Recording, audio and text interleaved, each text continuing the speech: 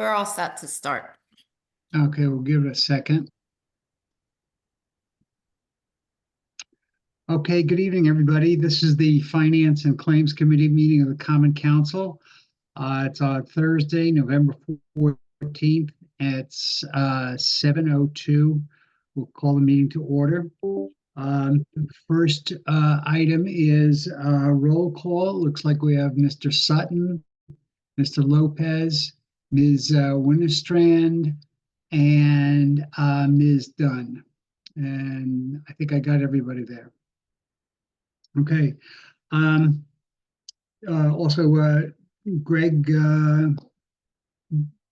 is not going to be here today, so I'll be chairing the meeting. So let's second item on the list is the public participation. And at this point, we'll open it up for public participation. Anybody that has something to say. We do have 3 minutes. We do have one hand up. It's Diane Loricella. I will add her to the meeting to allow her to talk. Okay, great. Thanks.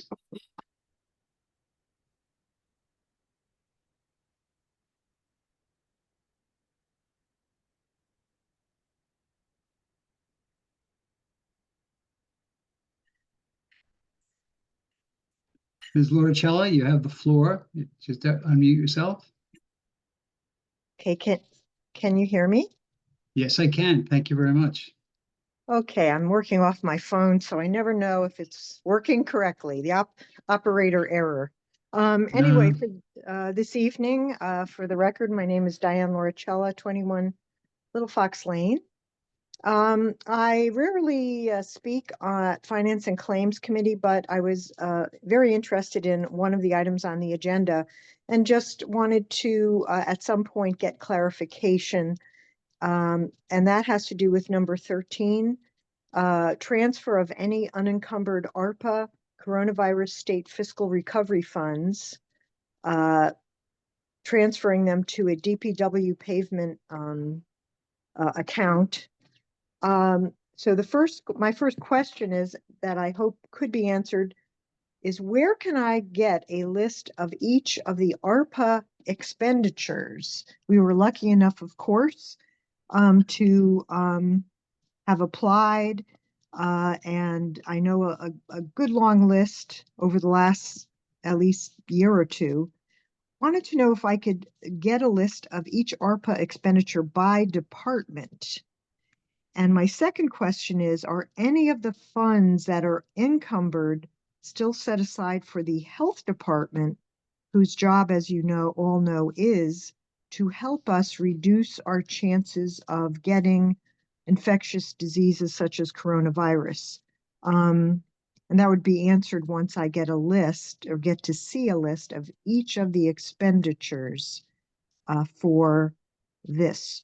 The reason I'm asking is if, for instance, the health department still has needs that are not being funded, such as more free testing kits and free KN95 masks that I've spoken widely about, especially to the Board of Health, I think that there should be some money set aside for that. Before, I know we have to probably apply for it and spend it before a certain date, especially in light of what happened in the federal election.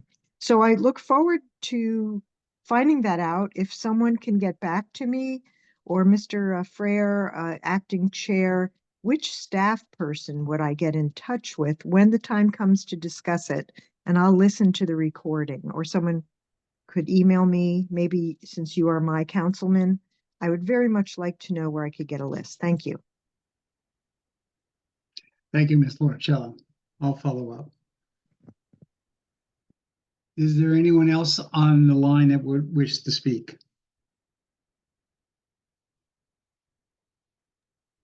There are no other attendees with their hands up. Okay. Period for public presentation. Thank you.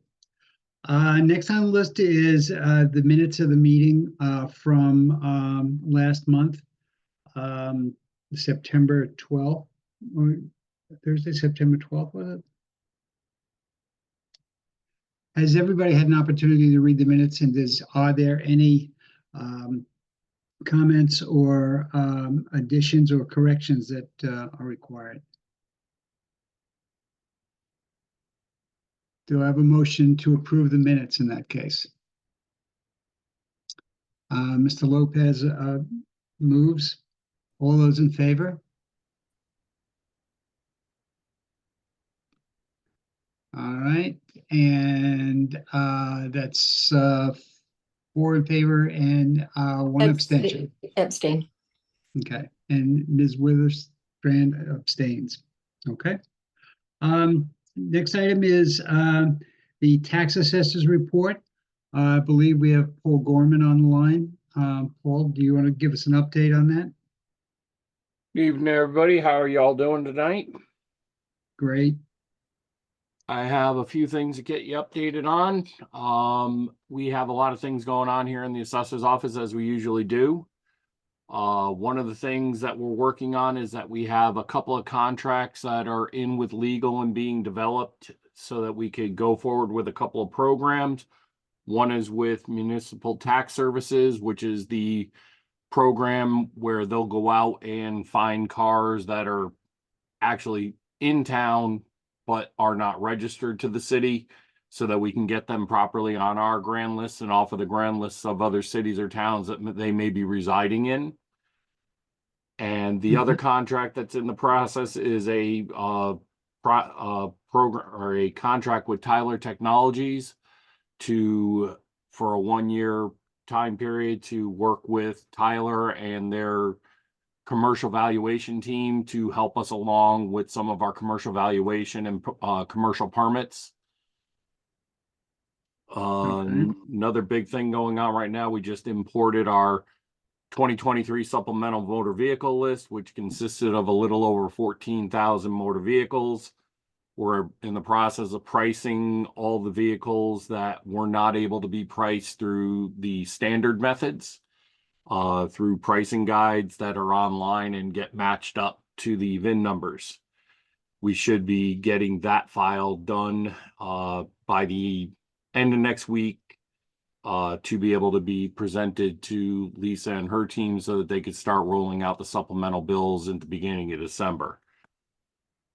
The next thing that'll come in the next few weeks will be the motor vehicle list for 2024. And the reason why that's of note this time around is that it's going to be the first motor vehicle list that'll be issued under the new state laws for working with MSRP and depreciation schedules, as opposed to contracting with JD Power for getting sales analysis on a yearly basis for pricing our vehicles. So there'll be no longer where a car 1 year will be valued at $10,000, but because the marketplace said that it was worth $11,000 a year later, that it's going to go up in value. Everything is just going to decrease at a 5% per year rate over a 20-year period, down to a residual value of no less than 500 assessed dollars. So that's going to be the 2024 grand list is going to be the first motor vehicle grand list that's going to be valued in that fashion. And of note, along with that, is the fact that along with that state law, as we've discussed in the past, they did pass in that law the requirement that our motor vehicle mill rate needs to be no higher than our lowest mill rate in town, which currently is our Rowayton mill rate of 22.05614. So whatever the lowest mill rate for the 2024 grand list becomes, that is what our motor vehicle mill rate will become, as opposed to in previous years it was tied more to the state maximum. For the last couple of years we've been at 32.46. So there's going to be a decrease in car revenue from that. We're working on open permits here to try to maximize the growth of the grand list for 2024, picking up a lot of new commercial items, and that'll just get even better once we get the contract done with MTS, or not, I'm sorry, not MTS, Tyler, but we're also picking up there's been quite a bit of new residential work going on in town as well. Multiple family houses being built all over the town that are being added that are quite large. So we should see a sizable increase to the grand list, hopefully just from natural growth. We're working on, as I talked about back in September, with the legal department to develop a trackable spreadsheet that hopefully in the future will be able to be shared so everybody can have an idea of what kind of cases we have going on based on commercial and or residential people disputing their valuation and wanting to pursue that further along through the court system if they're not if they still feel aggrieved after going through the Board of Assessment Appeals process. Mhm. And that in a nutshell is pretty much what's going on here in the assessor's office. Any questions? I did have one question on the new motor vehicle. I think we talked about this last time, and you were going to do a little bit of research. Is this going to result in lower amount of tax revenue for us going to the 5% depreciation and also basing it off the lowest mill rate? Well, basing it off of the lowest mill rate, I mean, I'll allow Jared to jump in as well from the budgeting standpoint, because we have been talking about it if he wants. But yeah, I mean, we're gonna see a nearly 10-point drop in the mill rate of what we're allowed to charge on cars. If the motor vehicle list were valued as the same as it was last year, and I believe that was somewhere in the neighborhood of $943 million of motor vehicles, that's a $9.43 million drop in taxes that could be collected just from the 10-point drop in mill rate.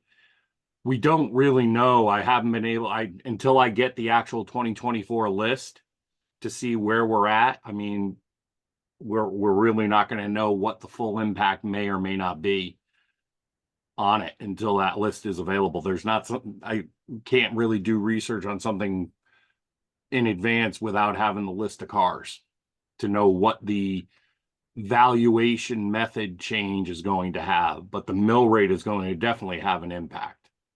Okay. And I did want to mention one other thing that I forgot to put on my list, but it is of importance. Along with the passage of the law about motor vehicles, there was also a new exemption category created for veterans that was for veterans that have a level of disability considered to be permanent and total disabled. They have made people in that category of disability eligible for a program that will exempt the value of their dwelling from their taxes. So if you have an assessed value of $250,000 on your dwelling, not the whole property, just the actual building, that $250,000 will no longer be taxable if you're eligible for this program.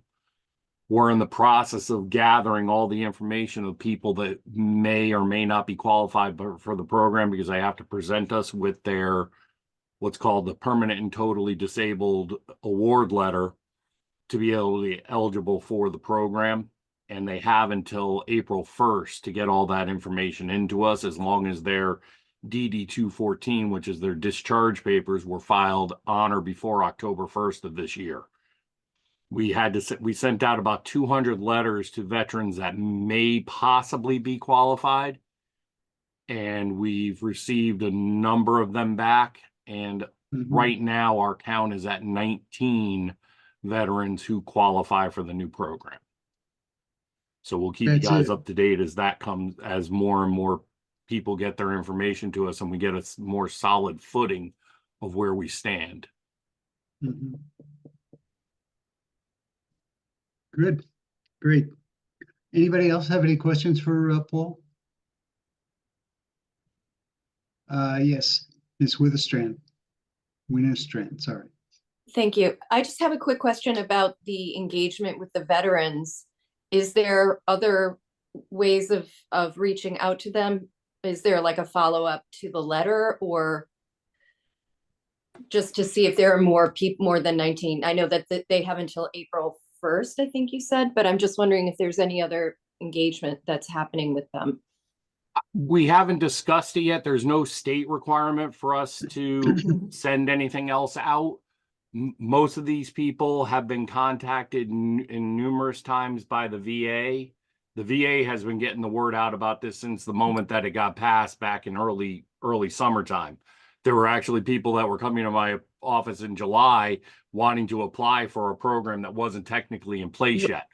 So the community knows about it. Just as a funny aside story, I was out with my wife on Saturday, and we were going to Stop and Shop in Shelton, and there was a disabled veterans organization doing the poppies out in front of the store. And I went to talk to the guys and said, "Hey, have you guys made sure you've gotten your letters in?" And they go, "Oh yeah, that's all taken care of." Their organizations have gotten the word out to everybody. It's just a matter of it's more about getting updated paperwork, because a lot of the people don't have necessarily something in the past that said P&T on it, and it has to have the P&T on it to be able to be eligible for the program. So they Right. may have to go back to the Veterans Administration to get a reissued letter. I Mhm. will note that there is a possibility that this law may change again next year, only because the way they wrote it, you could be 5% permanently and totally disabled, and that makes you eligible for the program this year. The state rep that wrote this admitted that that was not their intent. Their intent was for this to be written that it was going to be written for those that were 100% permanently in total. Mhm.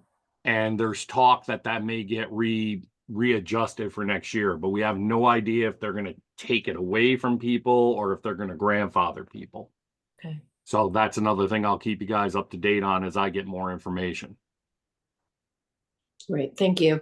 You're welcome. Okay, great. Thanks, Paul. Anybody have any other questions? Great. But thanks very much, Paul. Appreciate it. All right, everybody have a good holiday, and we'll see you next month. Great. Bye-bye. Thank you. Next, we have the Claims Committee report, claims and tax collections. So I see Lisa, I thought I saw, yeah, there's Lisa's on hand. You made it I'm on here. time. You I'm made here. it on time. Thanks very much. I'm having computer issues, so I apologize. Can you hear me? We can hear you fine. Do you want to take Okay, us through the great. claims Thank report? you. Okay. Yes, there is one claim that does need your approval. There's actually 2 months worth of claims that were presented to you this Right. month. So I believe Mhm. it's on page 41 is the special request, and it's a special request only because of the dollar amount. It's a $27,000 refund, but it is a compilation of numerous motor vehicle refunds that are going to a motor vehicle leasing company, Toyota Lease Trust. Right. So because of the dollar amount, we do require a vote on that. Okay. So, I did have a question on that because I looked at the October one, and the leasing companies appear to have, I think it was it in September was $20,671,000, and then this month it jumped up to, or the prior month was $53,784. And the reason why the 53, I guess, is that's at the $27,000 one. But I'm just curious that this seems like a lot of money. Well, let's take the 27,000 out for a second.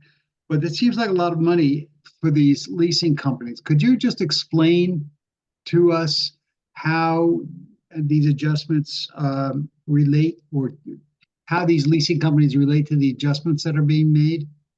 When you are leasing a motor vehicle, it's owned by the leasing company. So the Right. bill that we send goes to the leasing company.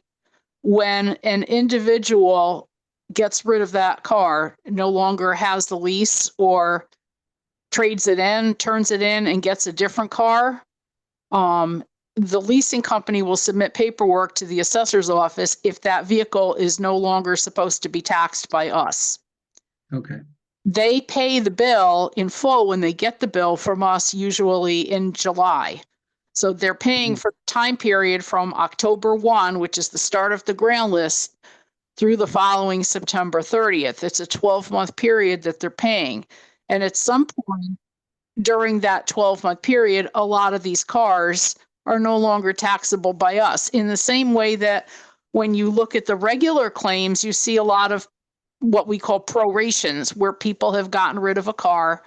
They present information to the assessor's office staff that they no longer have that car. The car is no longer supposed to be taxable by Norwalk, and we have them apply for the refund. But in these cases, there's a lot of leased motor vehicles in Norwalk. It's probably, Paul would know, but it's probably 25% of our motor vehicles are leased.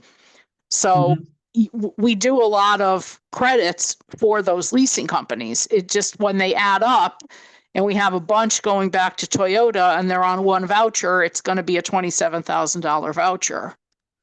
right. I got it. It's no, Okay. it's no more or no less money than it is in any other time. But the other thing too is during July, we're not really working on refunds. So we'll go through the month of July and we're up at the counter processing payments for the whole month. So Right. in August and September, we're getting caught up again. Into October, we're getting caught up with these refunds that a lot of the paperwork came in over the summer. And then the assessor's office worked on the certificates afterwards, and then we processed the refunds. So Okay. that's part of it as well. Got it.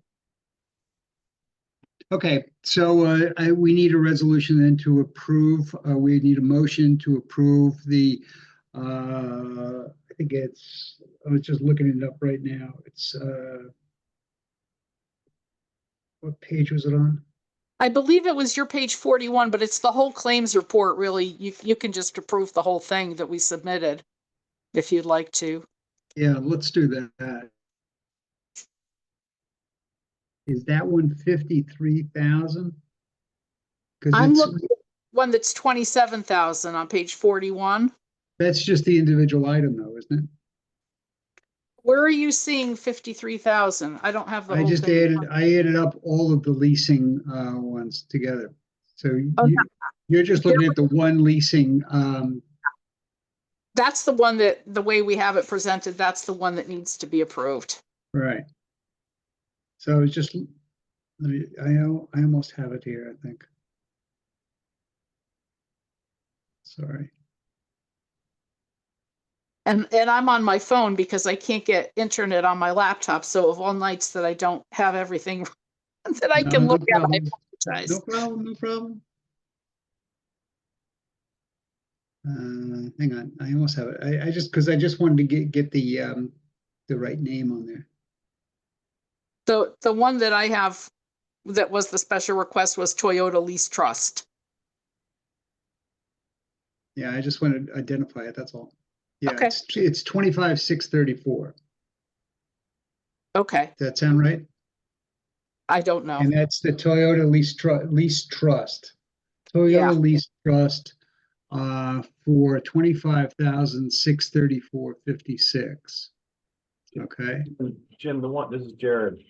Sorry to interrupt. The one that I see is $27,013.17 on the PDF, it's page 41.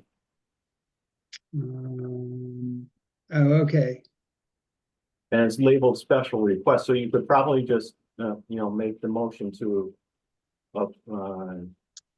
approve the special request. okay, I was looking at the, there's another printout that it's probably two items, because it is on that, I guess it looks like a typed out list, which was 41. Oh, Sorry, yeah, I don't see that one on here. yeah, hang on. Yeah, hang on.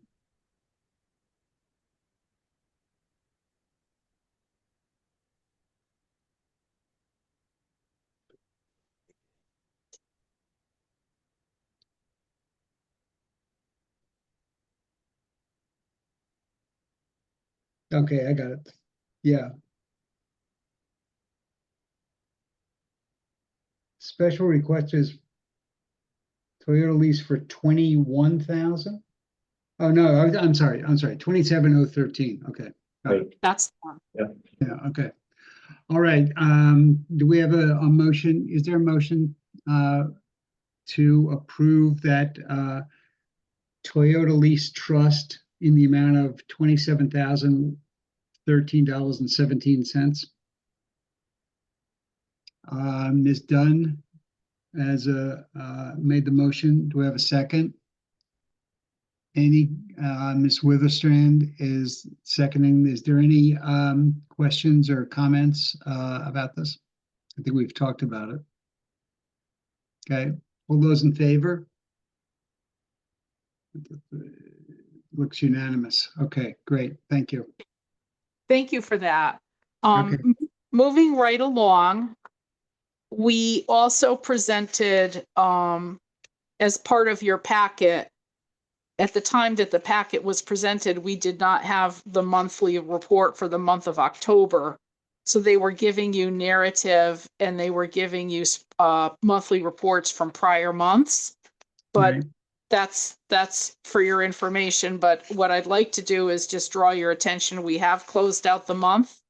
And then Chitsame sent today the narrative that I was able to prepare today based on the month of October spreadsheet.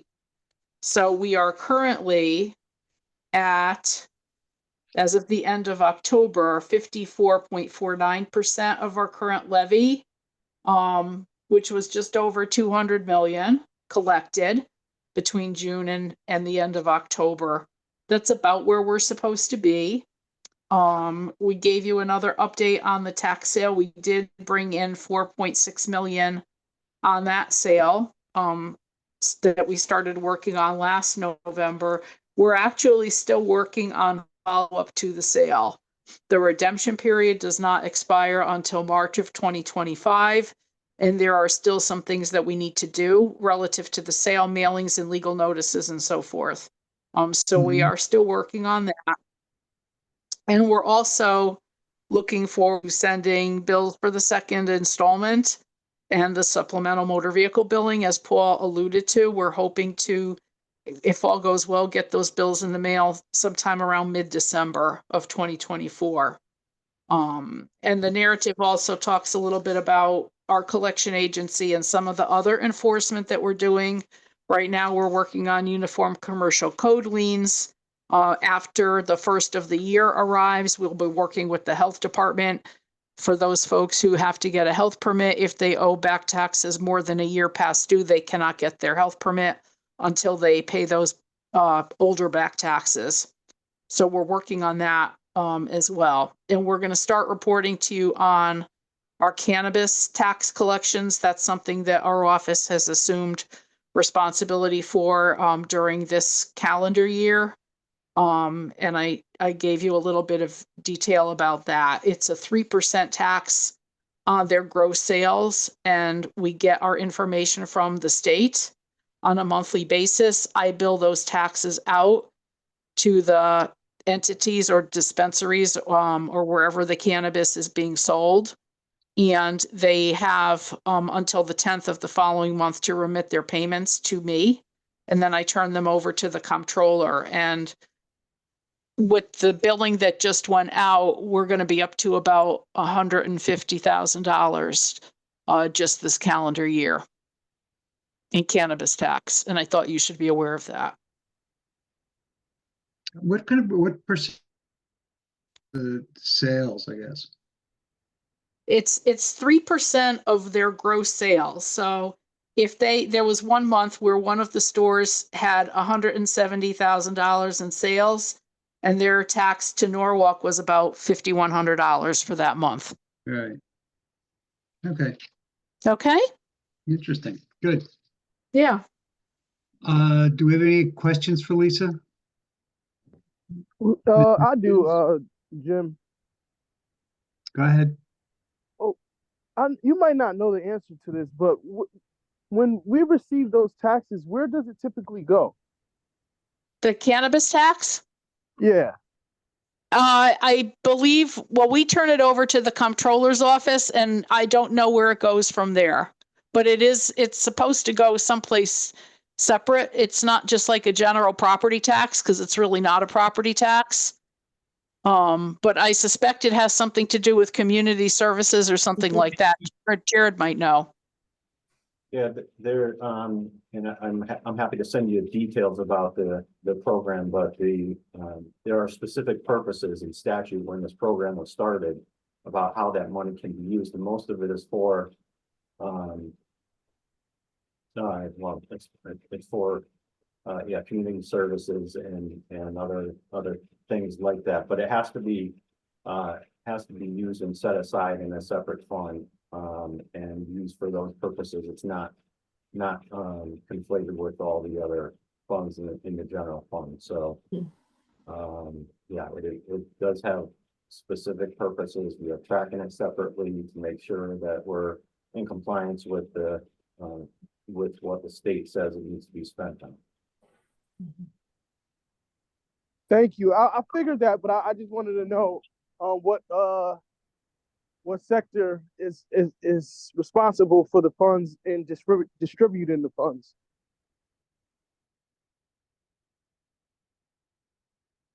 Okay, so Dewan,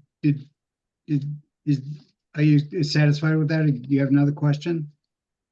No, that's it. Thank you. Okay, You're welcome. okay, great. Anything else, Lisa? There were a couple of typos in the minutes and I'll send it to you. I sent it to Greg. There were a couple of names that were misspelled and things like that. So I have it in a PDF form. I'll forward it to you. Okay, great. It was in the minutes of I believe it was the minutes of the August meeting, the August 8th minutes that were part of this packet. But I'll send it to you. They're minor. Okay, all right. Okay. Good. Thank you. And You're thanks for the effort to make it on to the meeting. I got your note that you were had some personal things to take care of. So thank you for making it. I made it, but I don't know why I don't have internet on my laptop, and I apologize, but it's really me. Even though you can't see me. Thank Now we know you. We know your voice by now. Okay, cool. Okay. Thanks Thank you, very guys. much. Have a Thanks, good Lisa. day, folks. Okay. Bye. Bye. Next up is the Oak Hills. And I guess you were able to give us 2 months worth of updates this month. Denise, go on. Yes. Hi, good evening, everybody. Yeah, I'm going to have the updates are for August and for September. Last month, Oak Hills didn't participate in the meeting. I guess you had a special meeting with the Board of Ed. So that's why Right. we're a little bit behind here. But so for the month of August for Oak Hills, the golf revenue and the cart rounds, they did well. They were up past what we had budgeted for the new fiscal year. We had budgeted around 229,000 in revenue, but we actually brought in around 305,000. So we're up about $75,000 for the month of August. Denise, can I just interrupt you for a second? I mean, Sure. we just talk about September. I don't think there's anything extraordinary in August that we want, unless there's something that you want to point out in August that was. No, I can move into September. It's just it's kind of talking about how, you know, the golf course is doing well for the summer month. So for September, one of the things that at the end of August into the beginning of September, our cash balance really hit the $1 million mark, which is something that is a first for us because, you know, we've been slowly climbing up with our revenue. That million does include our investments, which we have, which are about $446,000. And it also does include our $57,000 in capital reserve. So it's just a mark for us that, you know, that sales and the golf industry is going well for us. So I noticed, I just had a quick question while we're on that subject. Yeah, I was looking at the balance sheet and it looks like we got something in the neighborhood of about $1 million in cash. And a couple of them are funds and some other deposits. What's our monthly income look like on that? Because $1 million, I would expect that we'd probably be in the neighborhood of about $3,500 a month at least. Well, for the month of September, we were 305. And for the month, I'm sorry, that was for the month of August. For the month of September, I think we're around 325. So, our revenue is running well. No, I well, mean, on the balance sheet though, on your total cash is Right, $1 million, right? right. Well, that's why I was saying about $446,000 of that is investment money, which we have in our money markets and CDs. So that's sitting there and that kind of rolls over from month to month. And 57,000 of that is also for our capital reserve. So then the rest is around about 400 and maybe, what is it, around $475,000, something like that is what we have on our balance sheet for our, for our revenue money side of it. So you need operating funds of like close to $500,000? Well, yeah, for the accumulation for the past 3 months from July, August, and September. Well, it's a constant accumulation, so. No, but I mean, if on the balance sheet, it shows that you've got $1 million, a little over $1 million, $1,660,000, something like that. And it looks like it's all in several different funds. I don't have it right. I should have printed it out. I didn't. But it's in different funds. And it looks like there's a CD in there and there's. Correct. That's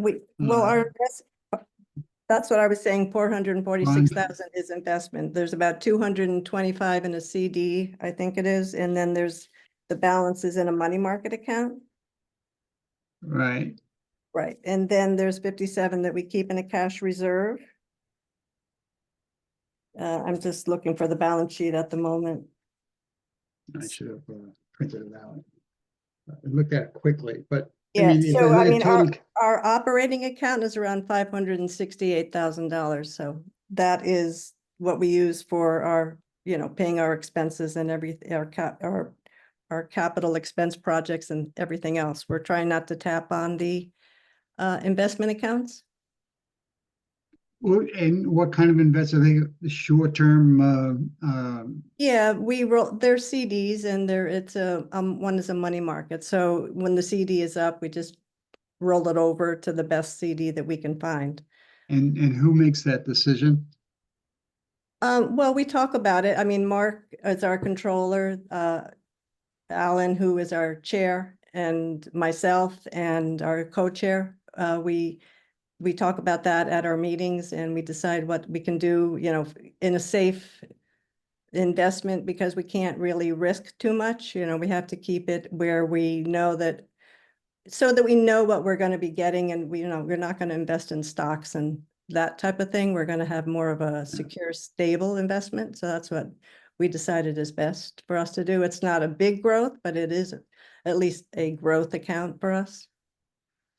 Do we have anybody at the city that, Jared, do you look at or advise them as to where they should be putting that extra cash? Well, I mean, we spoke with the controller.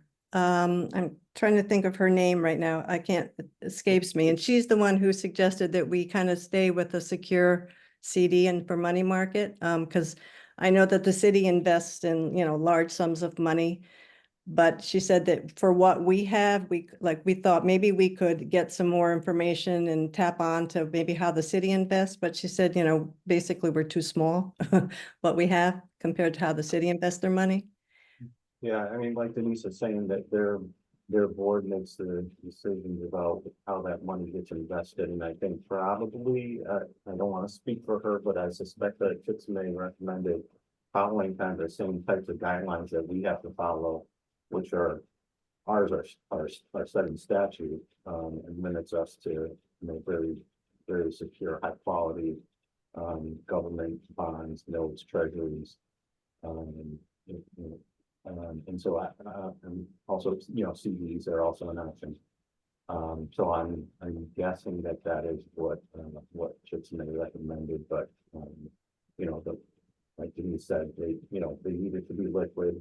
You know, they need to be sure that it's safe and not gonna lose money over a short period of time. So, I think Yeah. their options are pretty limited. Yeah, because Because we had, and I guess on the other hand, you know, we're also, the Gulf Authority is also paying us based on the total number of rounds and revenue that comes in every month. So, you know, we do have the city does have a vested interest in making sure that money continues to grow. But if it could grow even more robustly, it would make sense, I would think. well, one of the things we had looked into was a JP Morgan account. And because we are a 507, 1C3. Yeah. we were not eligible. They would not invest, they would not allow us to invest. So we are a little bit limited based on our status. Is what we were told. I mean, I feel if we have a consistent growth, I mean, it would be nice to be able to have more of an investment coming in, but this is really the first year, we started this a year ago, that we were able to have some money that we could invest. You know, we're trying to also do some capital improvements to the golf course. At the moment, we're doing the bunkers. We have 9 holes that they're doing, which is estimated around 220,000. That's for this year. It's a 2-part project. And next year we hope to complete the other 9 holes. You know, so we have some reinvestment into the property itself, which has been, you know, long needed, because there's been quite a few things that through the years, you know, obviously they need improvements. So part of the investment is going, or the money that we have, we try to reinvest back into the property to keep it up. You know, which we've had a lot of positive feedback. I don't know if anybody here is a golfer. I'm not a golfer, but we've had a lot of good feedback from a lot of people that are very well, you know, they feel the greens are doing really well. Jim Shell, who is our super, is really brought it up through the past 10 years. So we're very happy with the way the course looks and how it's running, and that our tee sheets are pretty full. One of the things, though, that we are looking at is ways that we can create more revenue. You know, looking maybe at the tennis center, looking what we can do to improve the nature center. So there's a lot of things that we would like to look at in the next coming year to bring in more income for Oak Hills, Right. because I kind of feel like there's parts of it that are underutilized. Because we have a beautiful place. We just need to figure out how to have the community more involved in different areas. So, and I'm involved with the tennis. And one of the things that is happening at the tennis center right now is that we had received a grant through the USTA, and we had raised the money through the supporters. So now we're putting up brand new fencing around the 6 courts of the clay courts. That's about halfway through. The project should be finished next week. So, you know, we're trying to improve the grounds where we can. And that money that we raised plus the USTA grant is not money that we tapped on through Oak Hills. That's outside source money. No, I think that, don't get me wrong, I think that Oak Hills has come,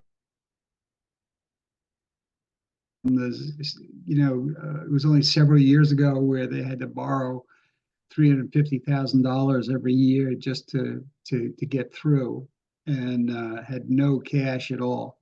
Now it's a healthy organization, and the golf course looks great, and people from outside of Norwalk are coming. If you take a look at the analysis that you gave us, the out-of-town revenues are going up higher and higher every month.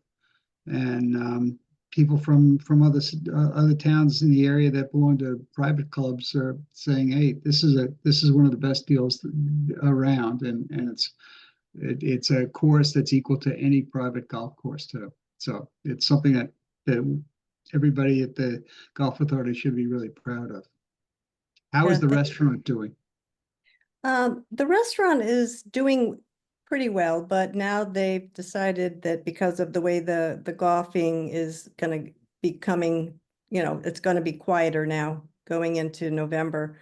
They've decided to cut their hours back to kind of match the golfers' schedule, because there's a later tee times and, earlier closures for the golf course, that we have frost delays and things like that. So for instance, Monday and Tuesdays, they're not open for lunch. So I believe they're open now Wednesday through Saturday.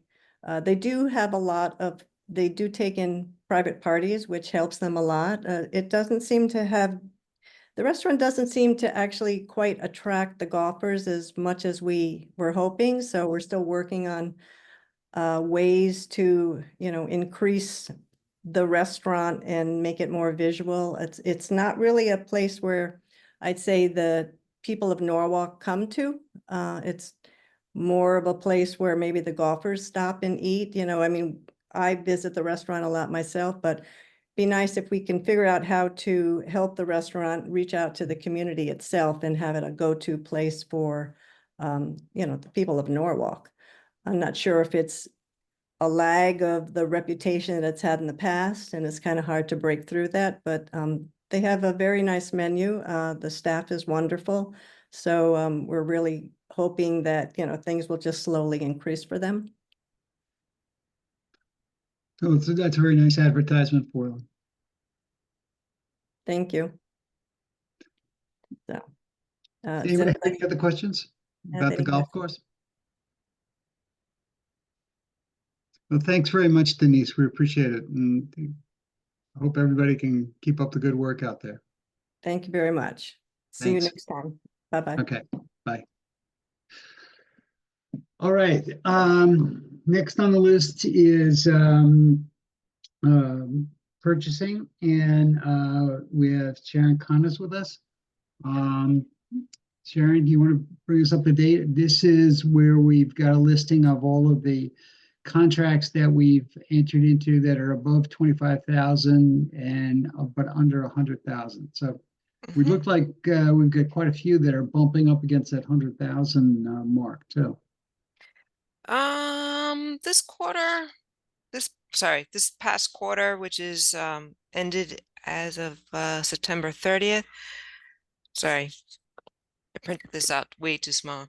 Yeah, there's a few projects that are near the 100,000. Those are 6 of them were publicly solicited. So I'm looking at on the summer sheet, there's probably 1, 2, 3, 4. Between the 70 to 87K, 89K thousand. So those projects, looking at it, it had gone out to public solicitation. There's quite a number of projects that the city has piggybacked off of state contracts or cooperative associations. That's about 11 of them. And then there's probably about 4 that there were different reasons, either single source or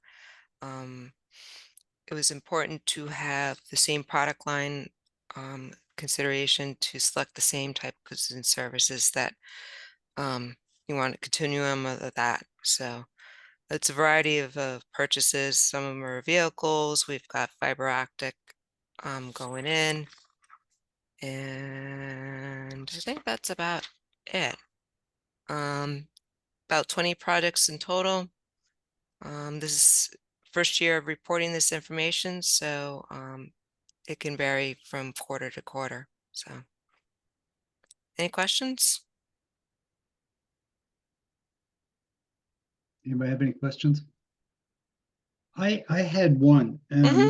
We members of the council got or I read it anyway. I don't know if everybody else read it, but there was a question that was raised in an email about some motor vehicles that were bought, and they mentioned Gengrass Ford, Mhm. and wanted to know why. And I guess part of the question was, why are we using them? And then quite coincidentally, then we've got Colonial Ford down there as well.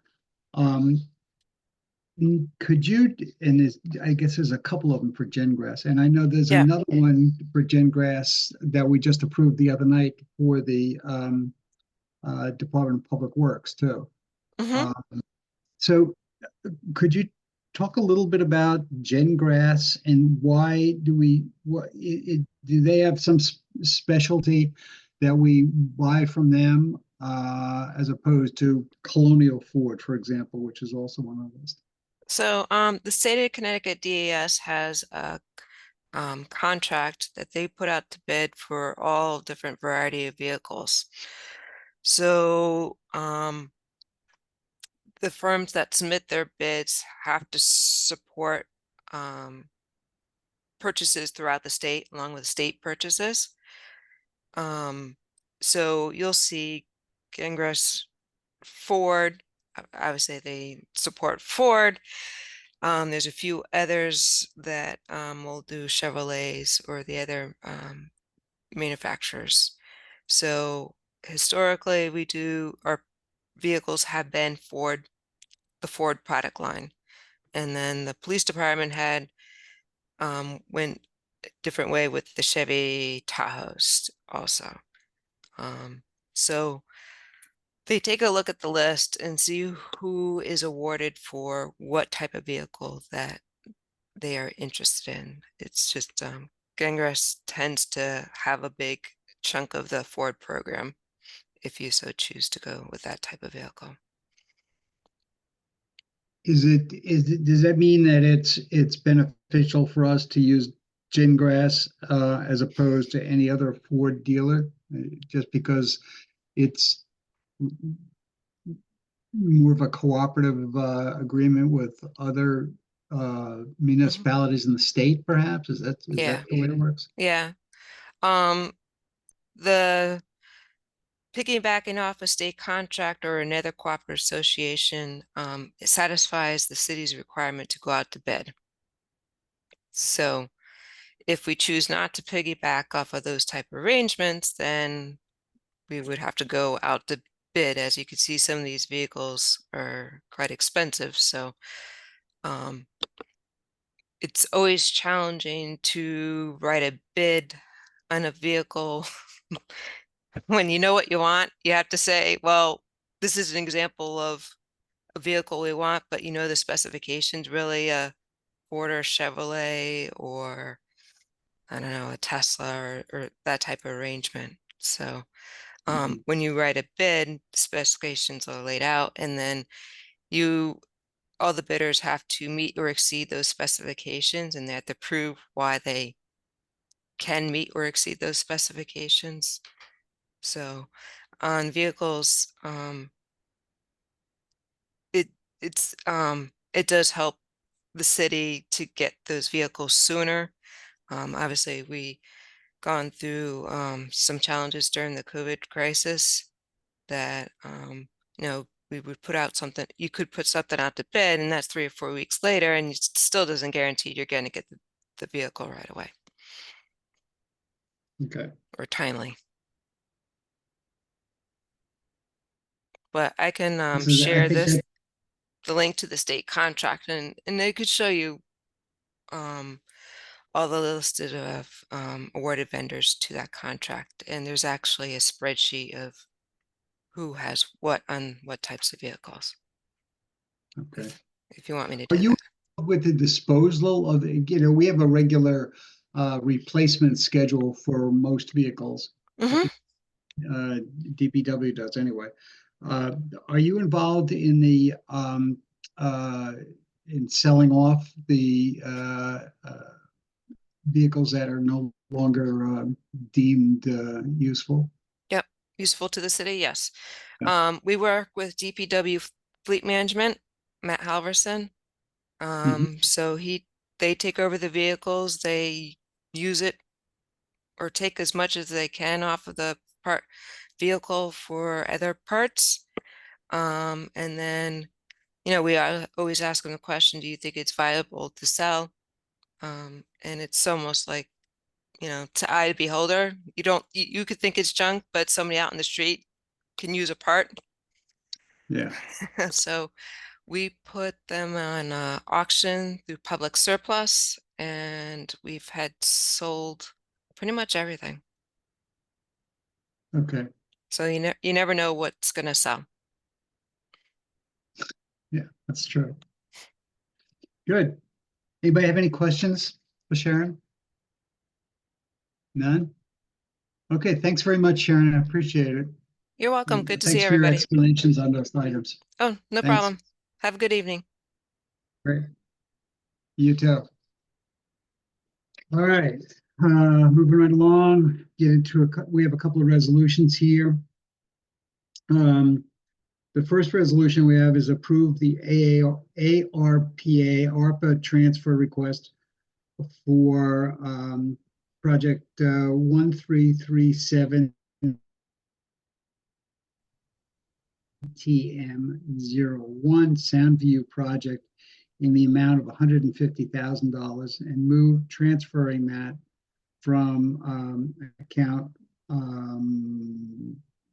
133-110-5796 APD 02 PDQ parking for the purpose of erecting, retaining, and installing a vitally missing section of sidewalk on Soundview Avenue. And this is basically just transferring some ARPA funds that were originally allocated to the police department parking lot. And it apparently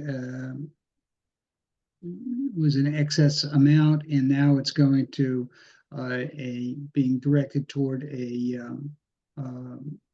project that's on Soundview Avenue over by giving access to the high school over there. So I think we have Troy Deary with us. Do you want to talk a little bit about that, Troy? What this project is? Jim, if I could, I just wanted to make a quick brief statement quickly to give context to these next three, if you don't mind. That's good. I'm sorry, I should have gone to you first, Jared. No, that's okay. It was kind of a last minute thing, but I thought it would make sense to just so that everybody sees the theme on these next three and what's happening. So, as you know, we've talked about before, and kind of every time that ARPA money comes up, we talk about the deadline, especially now. We have one that's quickly approaching, which is the end of December. And the deadline is to obligate all the ARPA money. And so it is all obligated, with the exception of a few things at the end here. As we get closer to the end, we start to understand actually how much is going to be spent on projects, whether or not there's going to be money left over. And so we need to take care of those things. And so in a couple of instances here, we know that there are a couple of projects that were either under budget or the money wasn't going to get spent or the project wasn't going to get done. And so it's important that we obligate this or we're going to lose the money. So we need to obligate it before the end of this calendar year. And so that's what items 11, 12, and 13 are doing here. And again, I apologize for the interruption, but I think it's important so that everybody knows what the rationale is behind these in general. And then Jim and Troy can talk about the details of his project, and I'll give you some more information on the other two. Thank you. Thanks, Jared. So Jim, it's Jim Travers. If I could just start off for Troy, I wanted to give a little background on the PD one. So initially there was funding established for improvements to the PD parking lot. Those exceeded what we had believed the cost would be. We were able to allocate those improvements under a grant that we were able to receive. And so what we're asking for is the reallocation of that to create a missing section of sidewalk that requires a retaining wall on Soundview Avenue that we from the mayor's office have gotten a tremendous amount of calls from residents because it is right adjacent to the high school. It is a pathway that the kids use. The sidewalk goes down and then it terminates.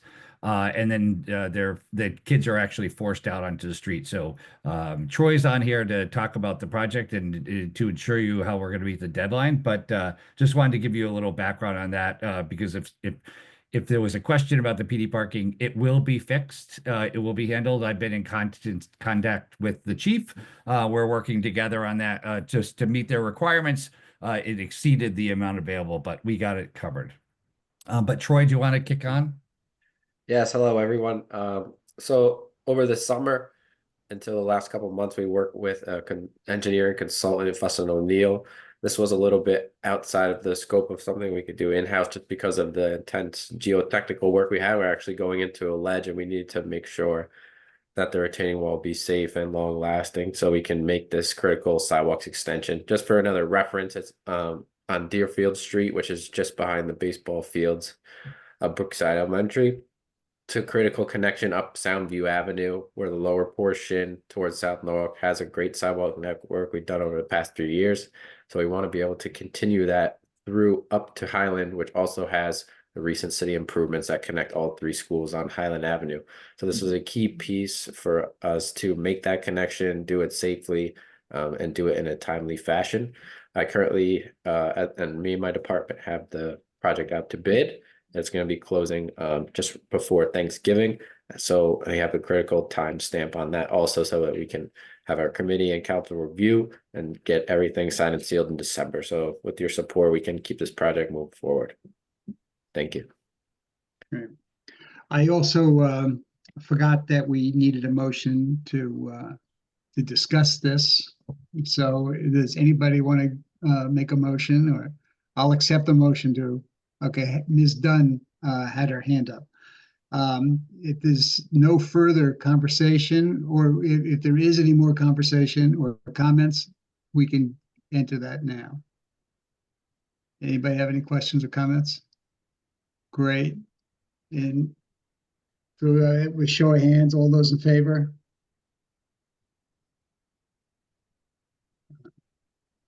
Mr. Wiggins? Mr. Wiggins, are you in favor? I'll assume. Okay, I'll assume that he's in favor, so it's unanimous. Thank you. Next item, and this is one of the 3 that Mr. Schmidt had been talking about. Is the next resolution is requesting the authorization to transfer ARPA money in the amount of $350,000 from accounts noted to the Department of Public Works for pavement management in accounts so noted. So is there a motion to for that item? Okay, Mr. Lopez. And again, this is Vanessa is not here with us this evening, but I know that I can explain that this is a project that was the Deep Hollow, I think, was a project that came in under budget in the amount of about $150,000. And so what we're doing is we're moving that over to another account that's going to be made available for paving. There are commitments for paving through the end of the year. And as Mr. Schmidt informed us earlier, that we want to make sure that we use all of those dollars that have been allocated before the end of the year. So this is just going to be allocated to other paving projects that will be done by the end of the year. any comments or questions on this? Okay, all those in favor? 1, 2, 3, 4, 5. Mr. Wiegans, are you still there? Okay, it's unanimous. He's there. Great, thank you. Last item along this, this is really this basically the same thing. Requesting authorization to transfer unencumbered ARPA funds to the Department of Public Works. And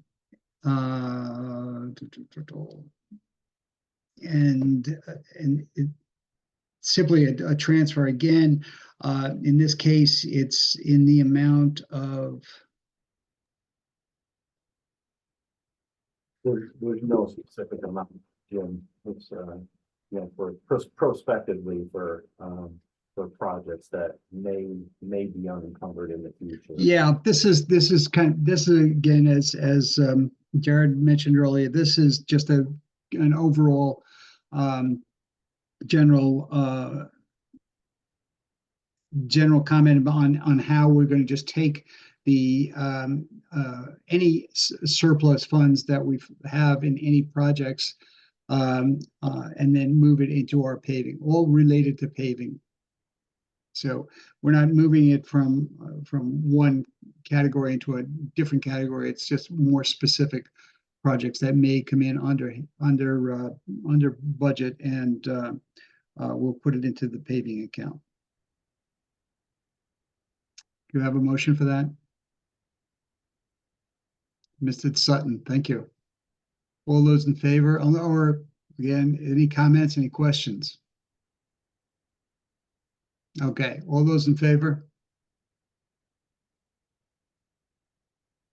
Okay, that's unanimous. Thank you.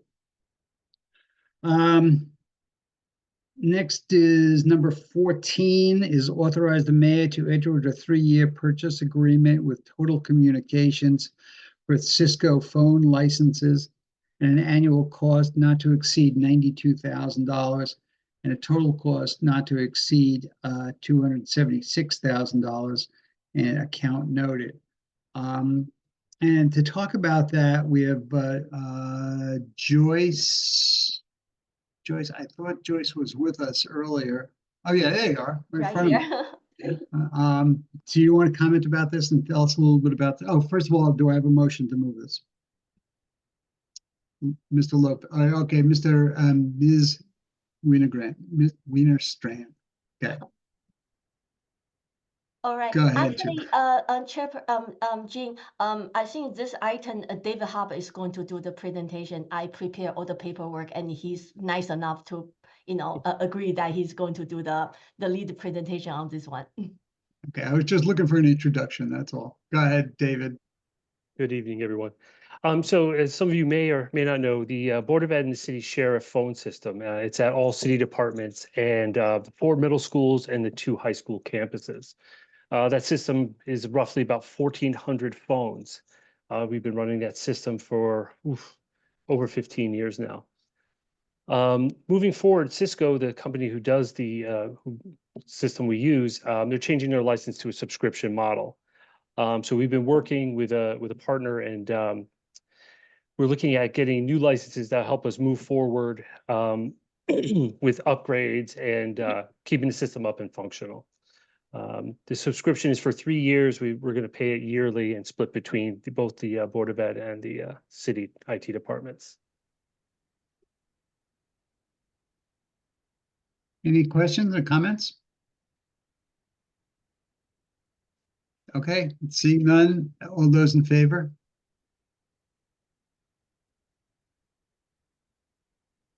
Okay, it's unanimous. Thank you. Thank you, everyone. David. Are you going to do the last one here is authorize the mayor to enter a 3-year purchase agreement for the Blackwood Associates for Scalar VPN licenses. The annual amount shall not exceed $27,154, with a total amount not to exceed $89,262. Account so noted. This relates to cybersecurity. Joyce, is this yours? Yes, that's mine. Thank you so much. Great. It's a good evening, everyone, and thank you for your Let me time just today. ask for a motion on that first. Yeah, I was Oh, just gonna say. sorry. Yeah, I was just gonna. Mr. Sutton had his hand up. Okay, I'm sorry, Joyce. No worries. So, okay, thank you for your time for today. So this software purchase request is for the city employees remote access solution. So right now, the Proofpoint VPN is what the city employees is currently using, but they announced they are going to end their VPN service by the end of this year. So, city is in the needs of a remote access solution that providing security, robust, and modern protection for us. So for the past several months, our system admin team evaluates several of VPN, alternatives, and we focus on the factor like security, strength, scalability, and performance, and the ease of use for the employee. So after the consideration, several options, Zscaler VPN clearly in the best fit for us. Well, there are several reasons we choose Zscaler. It is a cloud-based, so that we don't need to maintain the server on site, and it is using a modern technology which is called the zero trust security model. So it will continually verify the user, the devices that access, and helping to prevent unauthorized access. And Zscaler solution is also very highly scalable. So if in the future we want to have a software that can grow with the city. So that's also another thing we think is very very important on our VPN choice selection. And on top of all, the Board of Education is also using Zscaler, and we've been learning they have a very positive experience with with their VPN solution. So that's I'm here to happy to answer any question you might have for this software purchase. Any questions? Mr. Lopez. Thank you, Chair. Thank you, Joyce. Joyce, quick question. Are there any decommissioning fees such as early termination fees or transitioning cost at all? Actually, no. Actually, the contract we have with Proofpoint actually is end in September, but since they kind of extend the service to us, so we kind of have extended contract with service contract with them until the end of this year. So while we evaluate all the VPN software, we already set up a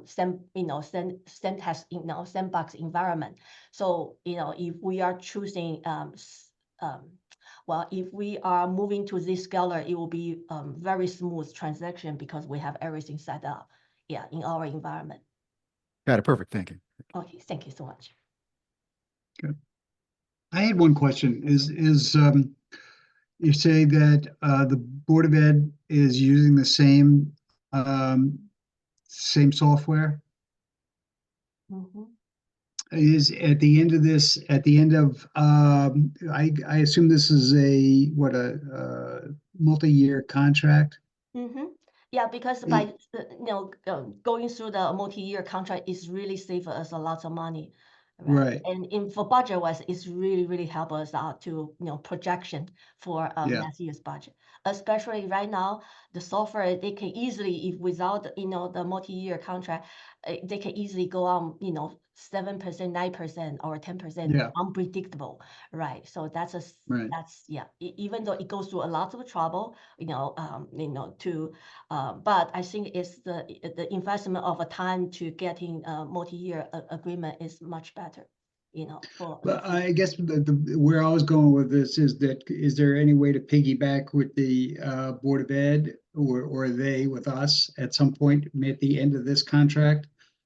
Could we have a global contract for Norwalk that would include the Board of Ed as well as the city?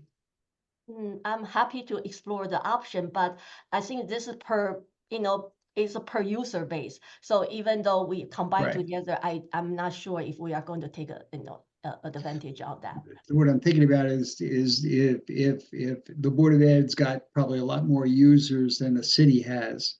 Well, I'm not sure. Maybe I'm assuming that, and that, you know, we could piggyback with them a lot and be beneficial to reduce our costs. I believe our renewal's a little off, because Yeah. we've been on for about 2 years, so I think we're renewing at the end of this year. But I'd be happy, I actually think when I looked at the item, it's the same reseller also, so I'd be happy to just to work with them, and, you know, maybe we can do a 2-year, catch everything up. We could do Yeah. something where we both benefit, but because it still has to be separate because it's 2 separate entities technically. Yeah. We don't want all the data going through the same place, but yeah, I mean, not a problem at all. Yeah, I mean, it's 2 divisions of a big corporation is what it is, really.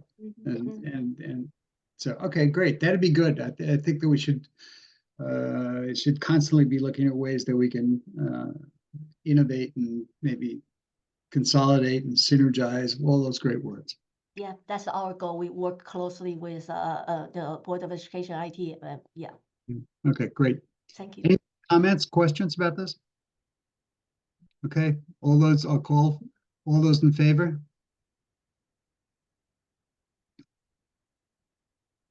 Okay, it's unanimous. Thank you so much. Are there any other items that need to be discussed? Otherwise, I'll accept the motion. Well, final motion. Ms. Dunn. Adjourn, please. All those in favor? It's unanimous. Thank you. I look forward to Greg getting back and handling this. All right, good night, everyone. Okay, good night, everybody. Thank you, Jim. You're welcome.